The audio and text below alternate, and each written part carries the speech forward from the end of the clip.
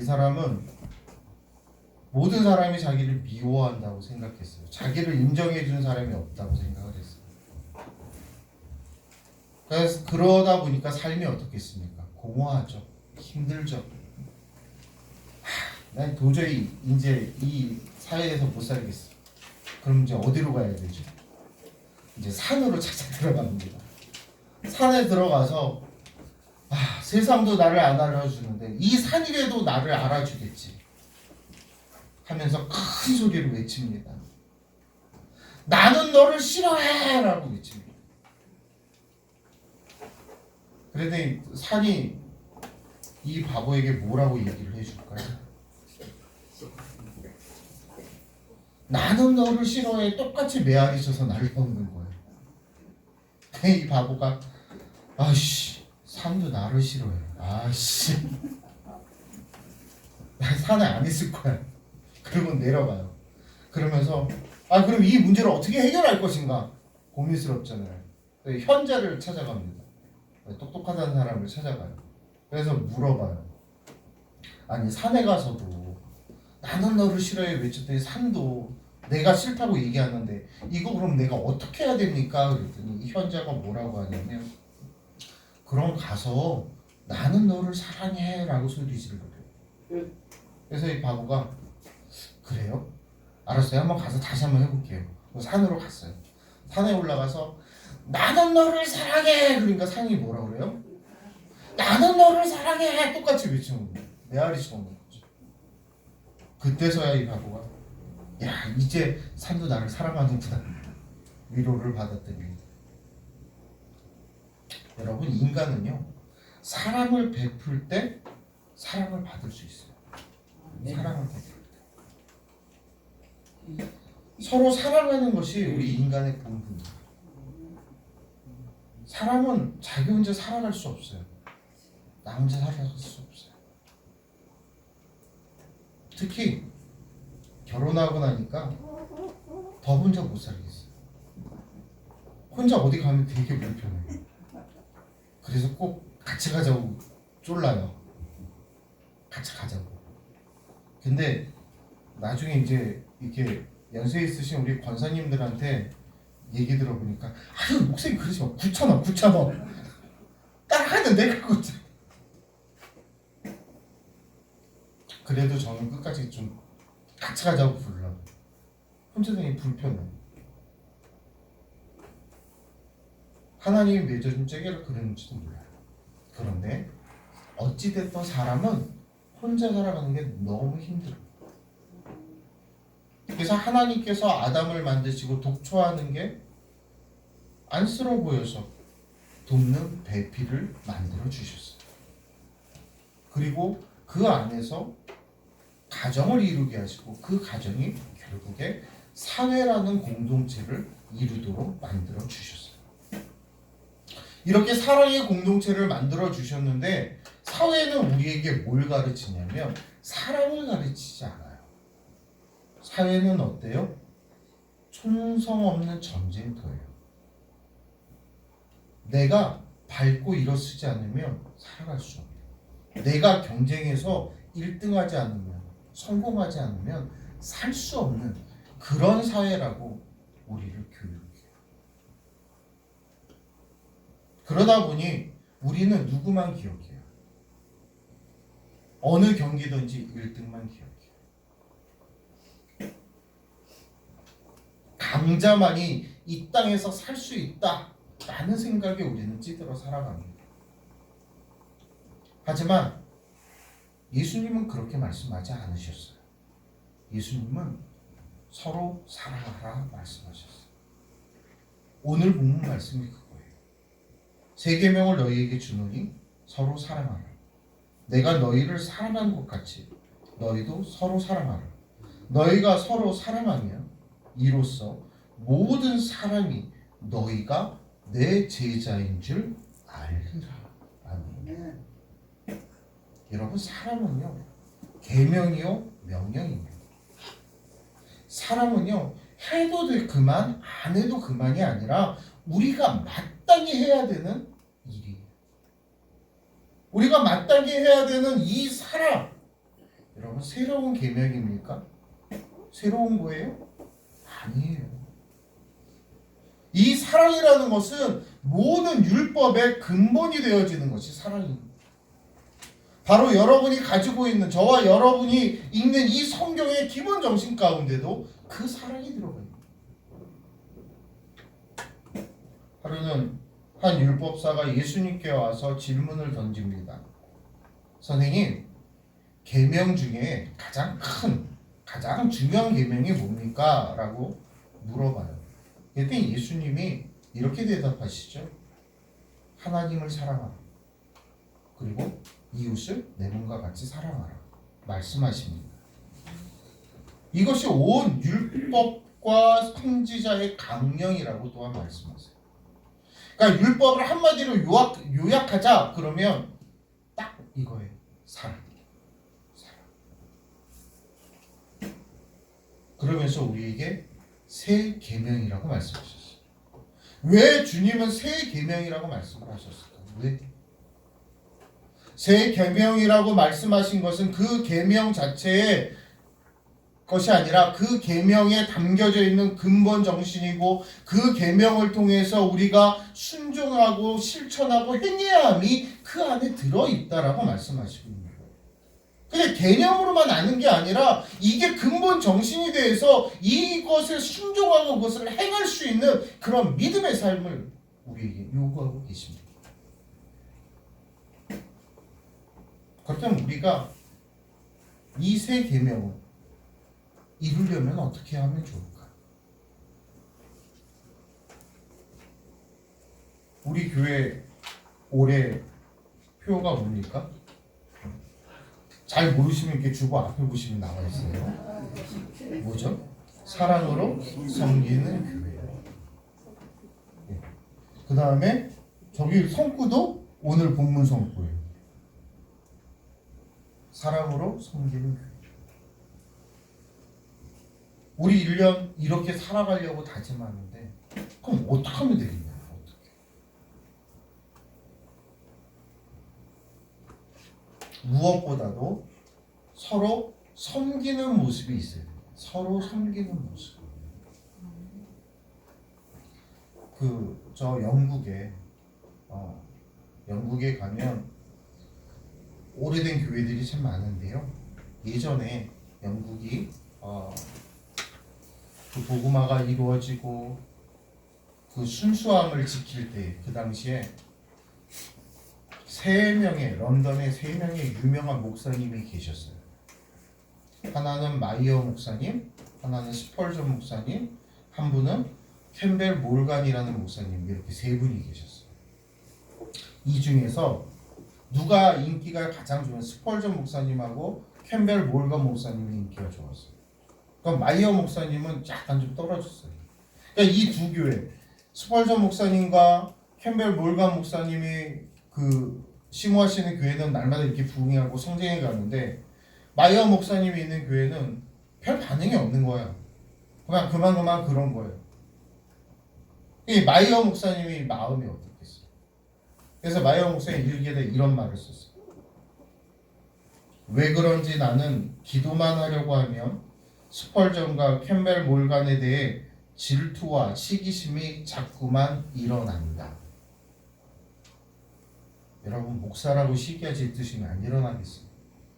일어나죠. 아무리 기도해도 마음속에 이 마음이 안 가시는 거예요. 어떻게 해야 될지를 모르겠어요. 또 런던에 같이 이렇게 붙어있는 교회다 보니 얼굴도 마주치고 만나는데 볼 때마다 마음이 그렇잖아요. 근데 어느 날 기도를 하시는데 이 마이어 목사님이 하나님께서 그런 마음을 주셨어요. 야, 마이어야, 너는 그 스펄전하고 캠벨 몰간을 위해서 사랑으로 축복하며 기도해 본 적이 있니? 라고 그 마음에 질문을 던지셨어요. 그랬더니 마이어 목사님이 한식 소리가 나오는 거야. 내가 그러지 못했구나. 내가 그러지 못했구나. 그래서 이 마이어 목사님이 하나님, 제가 잘못했습니다. 하나님 스펄전 목사와 캄벨 몰간의 목사님의 그 교회를 복 주실 때 부흥케 하시고 그들의 그 삶의 영역 속에 언제나 함께 해달라고 그들을 위해 복을 빌며 그들에게 하나님 은혜가 있기를 간절함으로 기도했어요. 그리고 나서 그의 일기는 이렇게 바뀌어집니다. 나는 이제 자유를 얻었다. 평안을 얻었다. 기쁨이 솟는다. 나에게 이러한 자유와 환희를 가져다 주는 것을 내가 알지 못하고 나는 비판했다. 하나님, 이제 다시는 비판의 노예가 되지 않도록 나를 도와주시고 계속 사람들을 축복하며 살게 하소서. 그의 일기의 내용이 바뀐 것입니다. 그의 기도가 바뀌었습니다. 그의 삶이 바뀌었습니다. 다른 사람을 섬기고 축복하며 살아갈 때에 진정한 사랑을 배울 수 있고 나누어 줄 수 있다라는 겁니다. 우리는 너무나도 받는 거에 익숙합니다.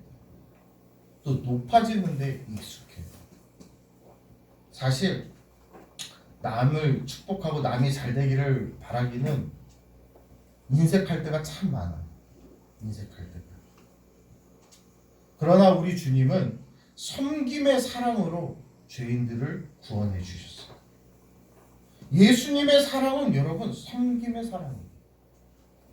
우리가 본문 말씀의 앞부분에서 예수님께서 어떤 행동을 하시냐면 예수님께서 제자들의 발을 씻겨주세요. 그 선생님이 손수 그 제자들의 발을 씻겨주시는 거예요. 그러면서 그 섬김의 모습을 보이셨어요. 여러분, 이 섬김의 모습을 보이는 예수가 누구예요? 하나님의 본체 되신 분이에요. 하나님과 함께 하셨던 분이에요. 그는 성자 하나님이에요. 그가 무릎 꿇어 그들의 발을 씻기셨어요. 창조자가 피조물을 씻겼던 거예요. 그리고 우리를 섬기셨어요. 마가복음 10장 45절에 보니까 인자가 온 것은 섬김을 받으려 함이 아니라 도리어 섬기려 하고 자기 목숨을 많은 사람들의 대속물로 주려 함이라 그랬습니다. 그런데 우리들의 삶은 여러분 어떻습니까? 진정으로 섬기는 삶의 모습, 사랑의 모습 보여주는 삶을 살고 계십니까? 지금 주님을 위해 몸된 교회를 위해 봉사하고 있다라는, 섬기고 있다는 나 자신의 모습을 우리는 돌이켜봐야 합니다. 진정으로 섬기며 봉사하고 있는 건지, 나의 그 봉사와 그 섬김 속에 정말 사랑이 있는 건지, 내 직분이 이거니까 아유 내가 해야지 누가 하겠어, 마치 못해 하십니까? 마치 못해 하지 마시고 사랑으로 하십시오. 사랑이 있어요. 우리 신앙생활에 봉사에 주님을 닮아가려고 하는 그 섬김의 사랑이 우리 안에 있어요. 마태복음 5장 13절에 보면 너희는 세상의 소금이니 소금이 만일 그 맛을 잃어버리면 어떻게 된다고 그랬어요? 밖에 버겨지고 사람들에게 밟혀진다고 그랬습니다. 여러분, 우리에게 사랑 없는 봉사는, 사랑 없는 섬김은 맛을 잃은 소금과 같은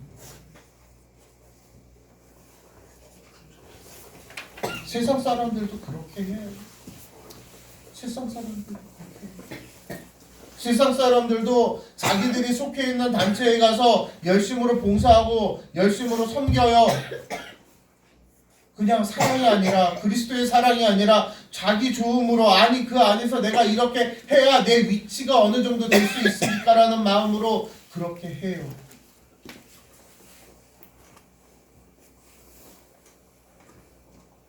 앞으로 우리는 그러지 말자고요. 우리는 그러지 말자고요. 뭘 해도 사랑으로 합시다. 그리스도의 사랑으로 합시다. 내가 주의 몸된 교회 가운데서 대접받기를 바라기보다는 남을 섬기는 일에 힘을 쏟으며 사랑으로 서로 세워가는 그런 복된 성도들이 되시기를 주의 이름으로 축원합니다. 그런데요, 이런 일을 하다 보면 짜증날 때 있어요. 힘들 때 있어요. 괴로울 때 있어요. 아, 이거 왜 맨날 내가 해야 돼? 이거 왜 맨날 우리 목사님을 왜 맨날 나만 시켜? 내가 만만해? 이런 생각이 들 때 있어요. 에이씨, 나 이번 주 안 가. 내가 안 가면 어떻게 되나 보자. 이런 마음을 가질 때도 있어요. 장모님 웃으시는 거 보니까 한번 그런 적이 있다 봐.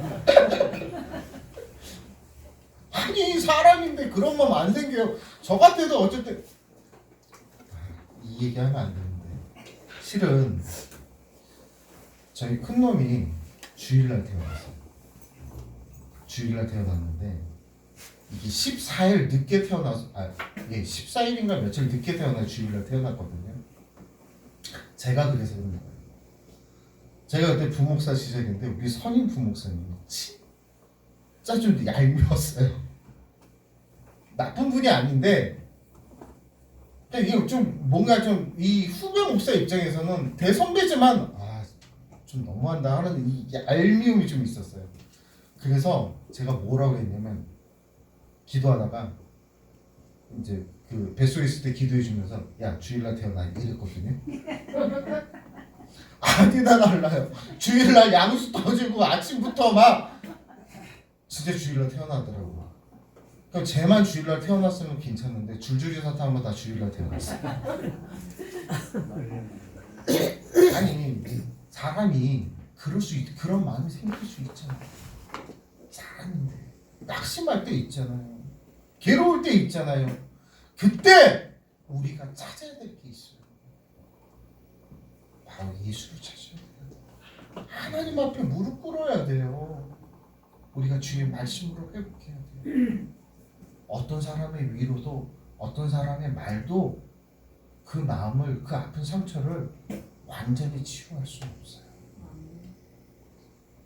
우리의 마음을 만지시고 온전히 치유하시는 자는 여호와 하나님이시오 예수 그리스도인 줄로 믿으시기 바랍니다. 아멘. 그분이 만져주시지 않는 이상 방법이 없어.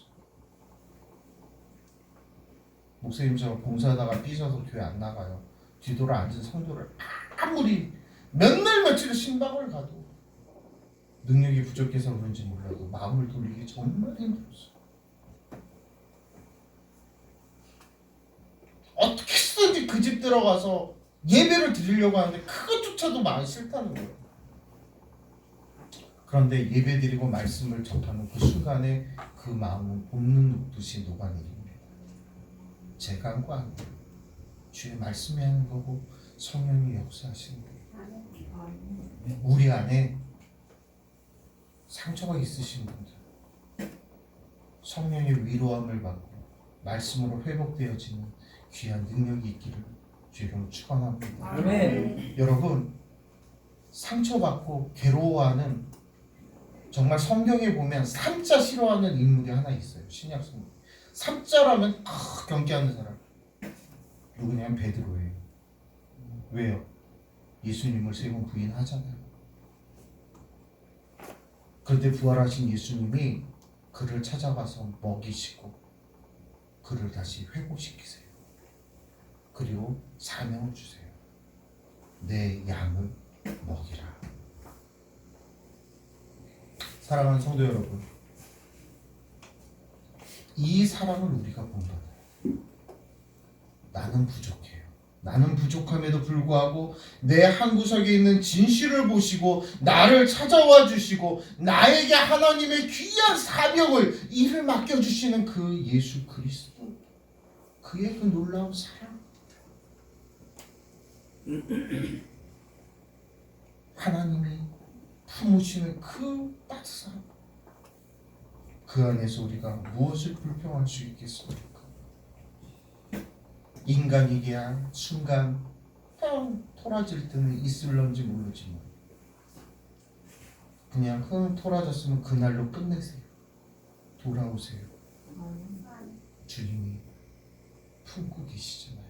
아멘. 사랑을 주시잖아요. 그리고 다시 한번 마음에 새로운 희망을 품으십시오. 새로운 꿈을 품으십시오. 그 안에 하나님의 귀한 역사와 사랑이 함께 역사하실 줄로 믿으시기 바랍니다. 그리고 우리는 사랑받는 존재라는 사실을 알 때 사랑할 수 있어요. 내가 사랑받는 존재다. 누군가 여러분 누군가에게 내가 사랑을 받고 있다 이런 마음이 드십니까? 이런 생각을 갖고 계세요? 아니면 내가 생각하고 원하는 만큼 저 사람에게 사랑을 받지 못하기 때문에 내 인생은 진짜 왜 이렇게 살았는지 몰라 원망스러울 때가 있으십니까? 여러분이 잘 아시는 퀴리 부인이 있어요. 이 사람이 과학자인데 프랑스의 물리학자고 화학자예요. 최초의 그 방사성 원소를 발견한 과학자인데 여러분이 너무 잘 아시겠지만 이 퀴리 부인이 어렸을 때는 되게 불행했어요. 왜 불행했냐면 자기가 자기 자신을 불행하게 만들었어요. 마음의 불행. 어떤 불행함이었냐면 자기 친구들은 이렇게 보면 학교 가거나 어디 갔다 오거나 그러면 엄마가 항상 안아주고 뽀뽀해주고 막 이러는데 우리 엄마는 그런 게 없는 거예요. 너무 냉랭한 거예요. 아니 나한테 어떻게 이럴 수 있어? 이 퀴리 부인이 어린 퀴리한테는 너무나도 마음에 상처가 됐던 거예요. 얼마나 그 마음에 상처가 된 그 마음이 얼마나 불행해졌겠어. 그런데 그 어머니가 돌아가실 후에야 그 이유를 알았어요. 왜 자기 어머니가 자기를 항상 안아주고 뽀뽀해주지 않았는지. 이유가 이겁니다. 엄마가 결핵이었어요. 그 어린 아이에게 그 결핵이 옮을까봐 그렇게 하고 싶지만 하지 못했던 거예요.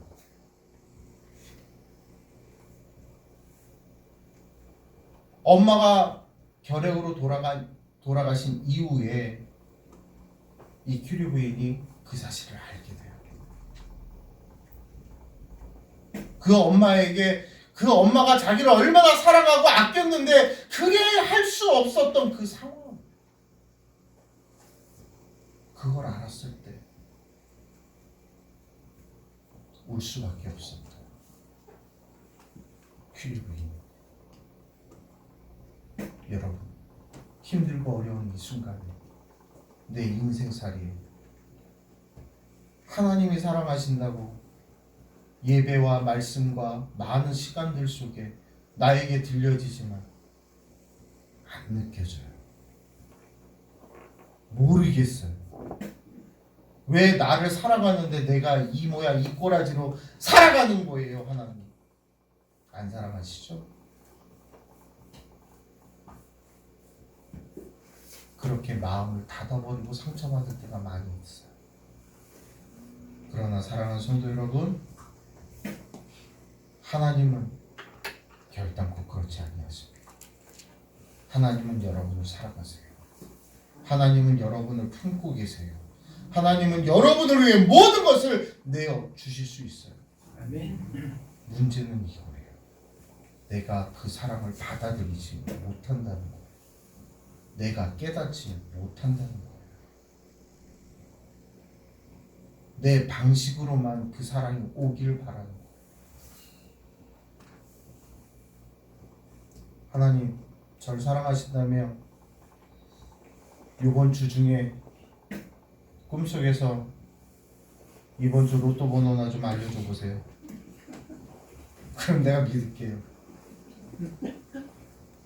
못 알려줄 건 없을 것 같은데 그 알려줘서 그 막대한 돈이 있으면 내 새끼 망가질 것 같아서 안 알려주는 거예요. 하나님 걱정 말아요. 일단 주고 얘기해봐요. 주면 뻔해요. 하나님 어떤 분이에요? 여러분들을 위해 독생자를 이 땅에 보내셔서 십자가의 고난받고 못 박혀 죽으면서까지 여러분을 사랑하셨어요.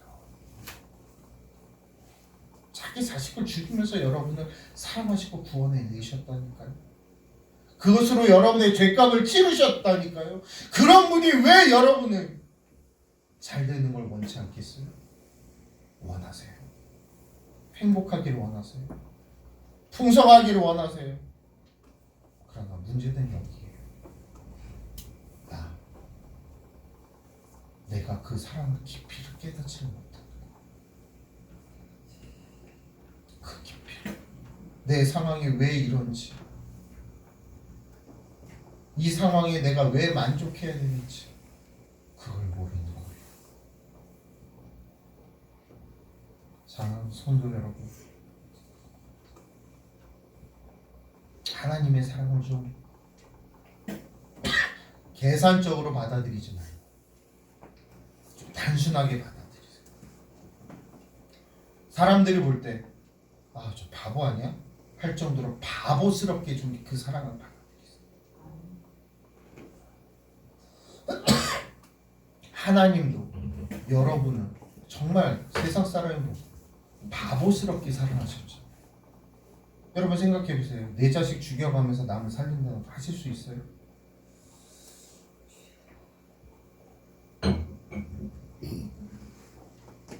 그 누가 그렇게 할 수 있어요? 그 누가? 내 자식을 죽이는 내가 죽지. 그게 부모 아니에요? 그럼에도 불구하고 하나님 독생자 예수 그리스도를 우리를 위해 그 고난과 그 십자가의 죽음을 맛보게 하셨다라는 그 사랑으로 주님이 여러분을 사랑하십니다.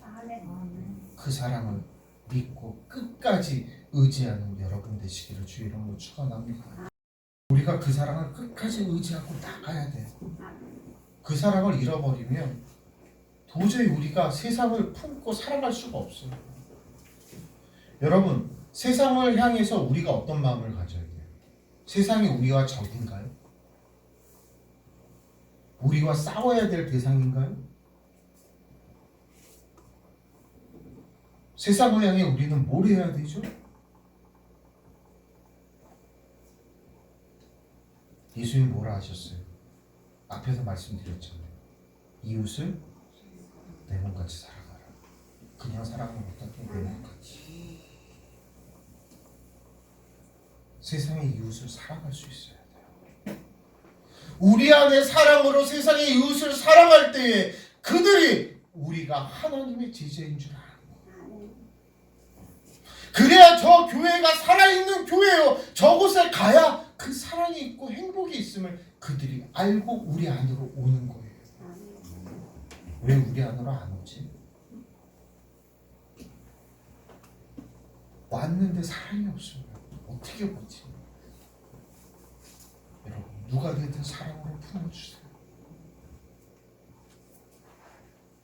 그 전에 나하고 무슨 관계가 있든지 그건 상관없어요. 해야 될 건 사랑이에요. 사랑.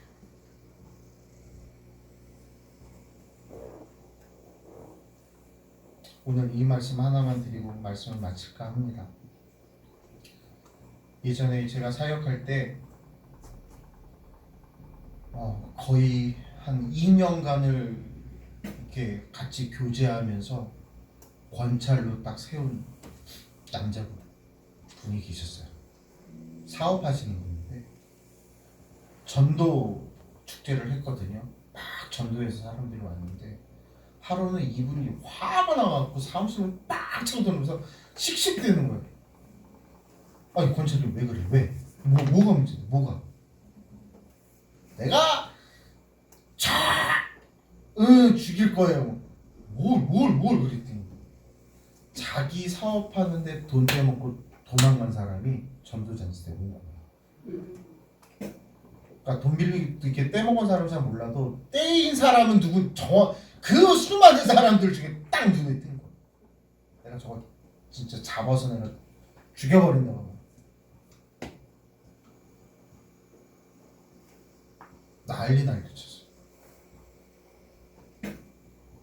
담임 목사님도 달래고 저도 달래고 기대는 그 마음. 그게 나중에 신방 가서 제가 했어요. 권찰님 잘 생각해봐. 권찰님이나 나나 톡 까놓고 얘기해서 인간적으로 뭐 잘난 거 있어? 없잖아. 아무것도 없잖아. 그런데 예수님이 권찰님하고 나를 위해서 십자가에 못 박혀 죽으셨잖아. 아무것도 아닌 죄 많은 나를 위해서 그가 그렇게 우리를 사랑하셨잖아. 그 예수가 이웃을 내 몸같이 사랑하라 했잖아. 사랑하자. 권사님 사랑하고 품자. 새 가족이잖아. 몰랐잖아. 예전엔 몰랐으니까 죄인이었지. 알았잖아 이제. 이제 예수 안에 들어와서 자기의 잘못을 알아갈 거잖아. 권사님 사랑해주자. 그 권사님이 그래서 그것을 그 사랑을 받아들이고 그를 품기 시작합니다. 그 이후에 어떻게 된지 제가 그 교회를 떠나서 그 이후의 사건은 제가 알지 못해요. 사랑이 있어야 받아들여져요. 여러분 우리 교회가 이 지역에서 18년을 있었습니다. 우리가 생활을 하다 보면 밖에 알게 모르게 마음의 상처를 서로 주고받은 이웃들이 있을 겁니다. 쉽게 교회 문 열고 들어오기 쉽지 않습니다. 우리가 어떻게 해요? 사랑해야 돼요. 예전 일은 잊으시고 사랑으로 섬기세요. 섬겨야 됩니다. 목사가 성도를 사랑으로 섬기고 성도가 목사를 사랑으로 섬기고 성도가 성도를 사랑으로 섬겨야 돼요.